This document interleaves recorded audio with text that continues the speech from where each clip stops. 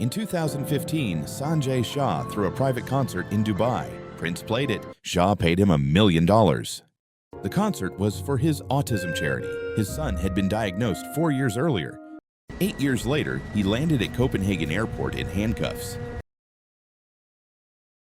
The charge, $1.7 billion stolen from the Danish state through a trading loophole that technically wasn't illegal. This is the loophole. This is the man who found it. And this is how Denmark finally closed it. Too late.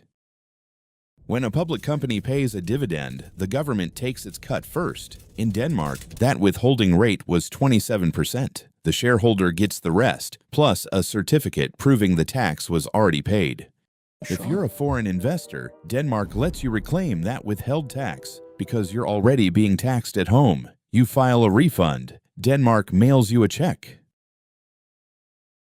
The system assumes one dividend, one shareholder, one refund. Cum-ex broke all three.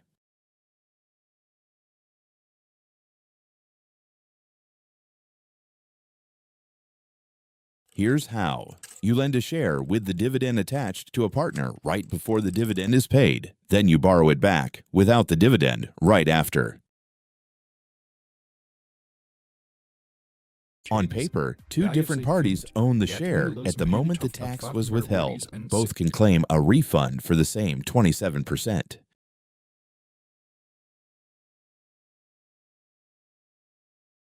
Scale it up with a pension fund network. Add enough counterparties. One dividend can generate 3, 4, 5 refunds.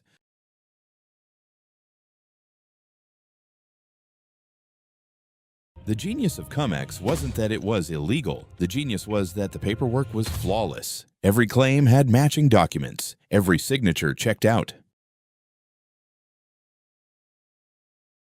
German regulators spotted it first in 2011. Germany started shutting it down. Danish regulators didn't.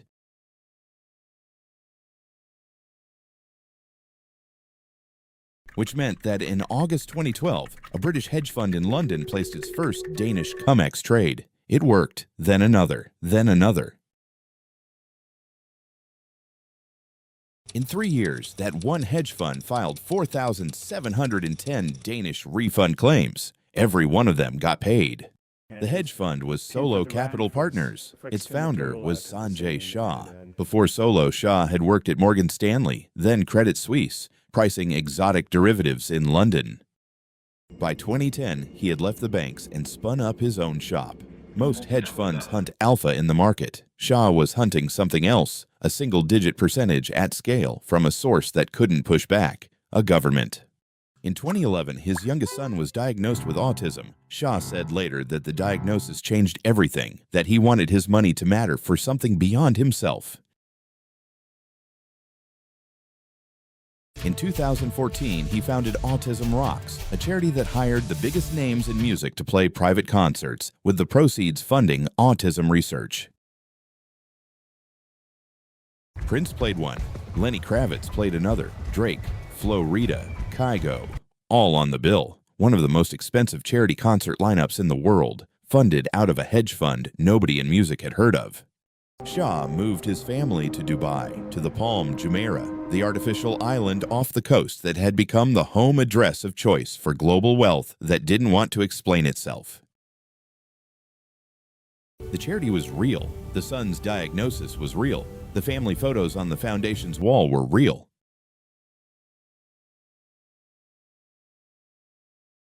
The money behind all of it wasn't. Between August 2012 and July 2015, Solo Capital's network filed 4,710 refund claims with the Danish tax authority, SCAT. The filings totaled 1.4 billion British pounds, roughly 1.7 billion US dollars. The claims came in under the names of dozens of American and Malaysian pension funds, most of them small, obscure, and legally registered, but economically empty. Each pension fund had a claim form. Each form had a countersigning custodian bank. Each bank had a withholding tax certificate. The problem, the pension funds never owned the shares long enough to deserve the dividend. They'd bought them 10 minutes before the dividend record date and sold them 10 minutes after. On paper, owners. In reality, placeholders. Multiply that by every pension fund in the network. Multiply that by every eligible Danish stock. Multiply that by every dividend cycle in 3 years. Scat processed claims on autopilot. Refund requests came in electronically. They matched the format. The custodian bank's signatures checked out. So, Scat paid. A refund filed on a Monday, cleared by Thursday. Every week, Solo Capital's network pulled in an average of $10.9 million in fresh Danish tax refunds. Shah took a personal cut of roughly 1/3 of every dollar refunded. That alone would have made him a billionaire on paper, but he was also the architect, and the architect gets the legacy, not just the fee. He bought the Dubai mansion. He bought a £25 million yacht. He gave $1.5 million to Prince for a private show. He spoke at Wharton. His LinkedIn listed him as the founder of Solo Capital Partners and of Autism Rocks in that order. His charity gala invitations listed him as Autism Rocks founder and philanthropist in that order. Neither identity was fake. Both were funded by the same money.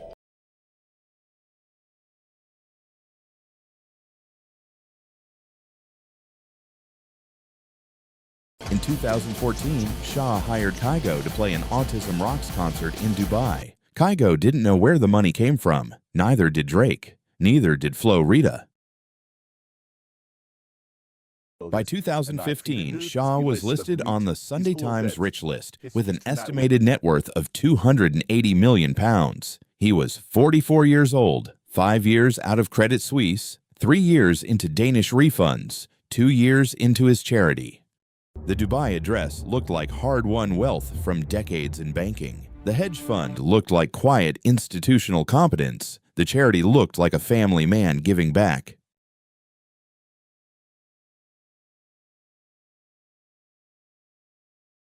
It was 2 banking hires. It was 3 years of trades. It was 1 loophole.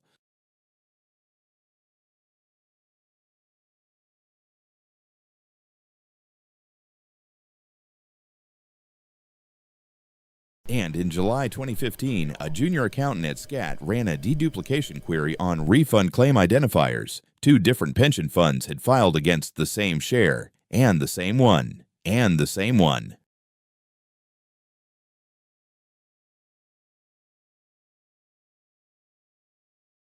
Scat halted all foreign refund payments within a week. What came next was the hardest number the Danish state had ever published. The tax authority had already paid out approximately $1.7 billion to claims that shouldn't have existed.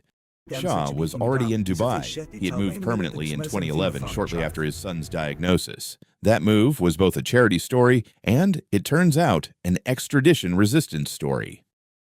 Denmark opened a criminal investigation. Germany, which had been chasing its own cum-ex ring, joined. So did Belgium, Austria, France, and eventually the United Kingdom. Across the continent, prosecutors estimated the total cum-ex hole at 150 billion euros. The Danish case was a fragment, but the one with a face and a name at the center of it. In 2018, Germany began arresting bankers. Dozens went down. Some were at Warburg, some were at HSBC, some were at Macquarie. Denmark, meanwhile, was trying to do something harder, get Shah himself. Dubai had no extradition treaty with Denmark, so Denmark filed in the UAE courts instead, arguing that the UAE had agreed, in principle, to cooperate on transnational financial crime. In June 2022, Dubai police arrested Sanjay Shah at his Palm Jumeirah home. He was 52. The Autism Rocks website had gone offline 2 years earlier. He fought the extradition for 18 months. His lawyers argued the UAE had no jurisdiction to send a British citizen to Denmark for a tax matter. They lost. On May 16, 2023, the Dubai Court of Cassation denied his final appeal and ordered him to pay Denmark $1.24 billion. On December 6, 2023, a chartered flight landed at Copenhagen Airport. Danish police met it at the gate. The extradition was the end of the manhunt. It was the beginning of the trial. The Copenhagen trial opened in March 2024. It lasted 9 months. It covered every refund claim, every wire, every pension fund counterparty, every custodian bank signature. Shaw's defense was that cum-ex wasn't illegal in Denmark at the time the trades were made, that the law had only clarified after the fact, that he had filed the forms the system asked for. The prosecution's answer was simple. The refund claims asserted ownership of shares Shaw's funds never held. That wasn't a loophole exploit. That was a lie. On a tax form repeated 4,710 times. In September 2024, the prosecutor requested the maximum sentence under Danish law, 12 years. Danish white-collar fraud cases almost never hit that ceiling. This one did. On December 12, 2024, the Copenhagen City Court handed down the verdict, guilty on all counts of aggravated tax fraud, 12 years in prison. It is the longest sentence ever imposed by a Danish court for a financial crime in the country's history.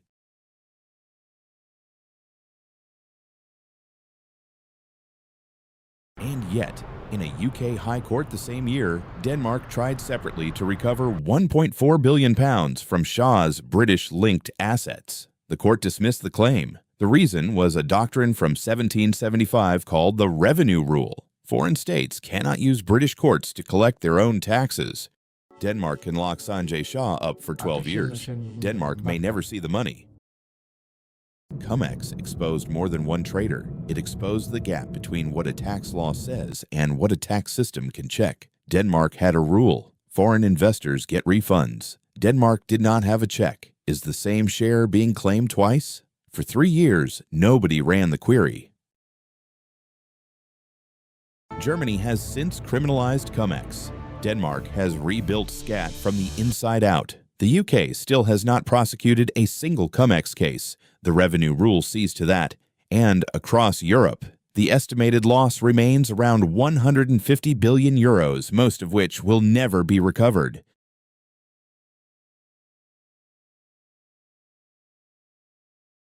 The Autism Rocks charity never reopened. Sanjay Shah's son, now a teenager, did not attend the trial. Shay found a loophole that was legal the day he found it. By the time it wasn't, he was already gone.